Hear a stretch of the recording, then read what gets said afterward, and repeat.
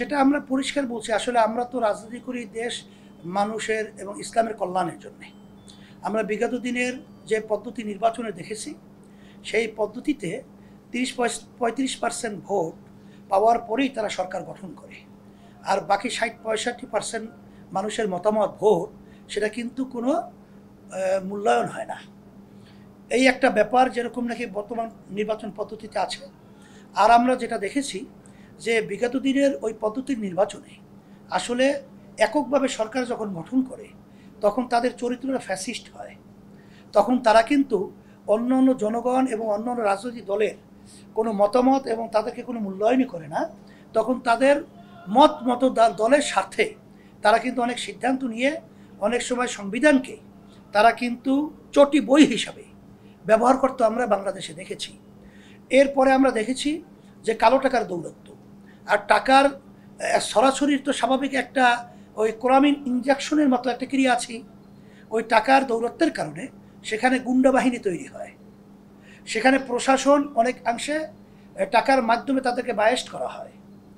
এরপরে আমরা দেখেছি যারা নির্বাচনে দায়িত্ব পালন করে তাদেরকে টাকার দৌরাত্ম্যের, কালো টাকার দৌরাত্ম্যের মাধ্যমে তাদেরকে বিভিন্ন অংশে তাদের দিকে ঝুঁকায় ফেলায়। এতে করে সাধারণ মানুষ আসলে তাদের মতামতটা যে প্রকাশ করবে সেই পরিবেশটা থাকে না, আর সাধারণ মানুষ ভোট দেওয়ার সুযোগটাও থাকে না। সেখানে মারামারি, কাটাকাটি এবং অনেক মায়ের কোল সন্তান হারা হতে আমরা দেখেছি।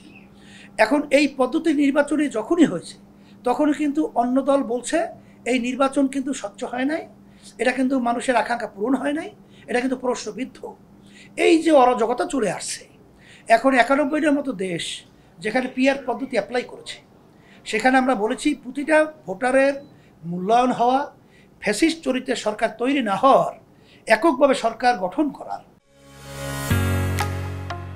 ঢালাইয়ের সেরা প্রিমিয়ার সিমেন্ট, সেই পরিবেশটা পিআর পদ্ধতিতে থাকে না, কালো টাকার দৌরাত্ম্যও থাকে না। কারণ তখন তো এমপিরা চিন্তা করে সে কিভাবে ওখান থেকে বিজয় হয়ে আসবে, তখনই এই তাণ্ডবটা চালায়। আর যখন পিআর পদ্ধতি নির্বাচন হবে, এমপিদের দায়িত্ব তো তৃণমূলে না, এমপিদের দায়িত্ব মূলত কিন্তু সংসদে। তারা সংসদ এবং দেশ নিয়ে চিন্তা করবে। কিন্তু অনেকাংশে বর্তমানে এমপিরা দেখা যায় কালভার্ট, স্কুল কমিটি, মাদ্রাসা কমিটি, ওই মসজিদ কমিটি, বিভিন্ন জায়গায় তাদের আধিপত্য বিস্তার করতে যেয়ে, তখন তাদের দৌরাত্ম্য এবং অবস্থান ঠিক রাখতে যেয়ে তখন ওই গুন্ডা বাহিনী তৈরি করে।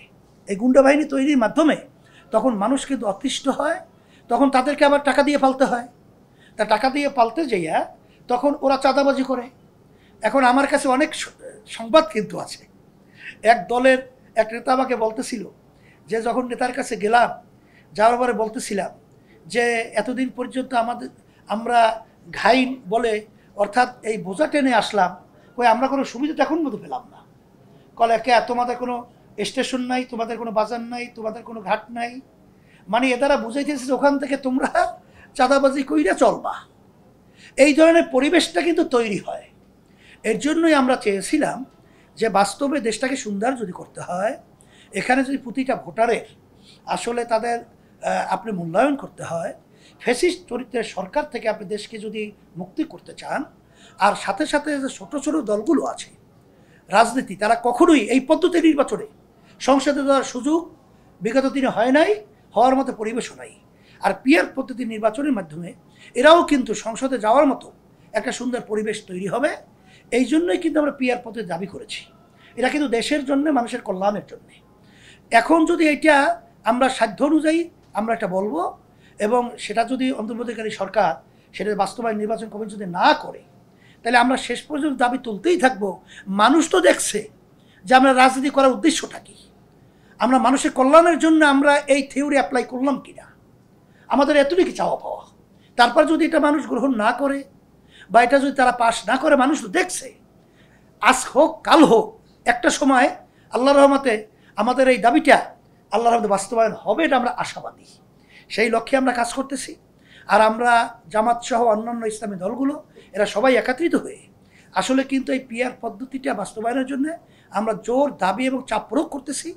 এখন শেষ পর্যন্ত যদি তারা নাই মানে, সেখানে দেশকে তো আমরা অরাজকতা বা দেশের ভিতরে ফ্যাসিস্ট সহ অন্য দেশের আধিপত্য বা সেখানে ওই যেটাকে বলা হয় আমরা শকুনের থাবা থেকে দেশকে রক্ষার জন্যে আমরা পরামর্শ ভিত্তিক তখন আমরা আবার সিদ্ধান্ত নেব যে আমরা তখন কি করব। আলহামদুলিল্লাহ।